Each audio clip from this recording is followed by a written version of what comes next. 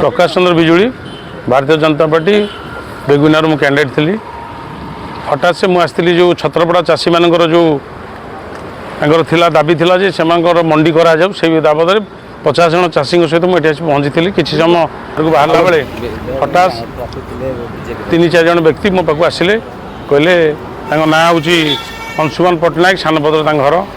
गोटे हूँ विश्वजित भुजबल आ गोटे हूँ विश्वदीप प्रधान एवं कमल प्रधान डंगरपड़ा से आसी ये पहुँचले। हठात से मत कहले फोन में कथा मुझे क्या संगे ना कथा मुझे धरली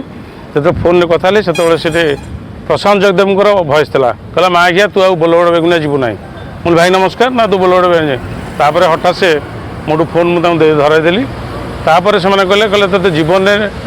निआ लगे डीएससी लगे तो जालीदेव मर्डर करदेबू ये समय कहला मो सार्ट पकालू धरी चेन टी अवश्य छिड़ी जापर मुझे आसिकी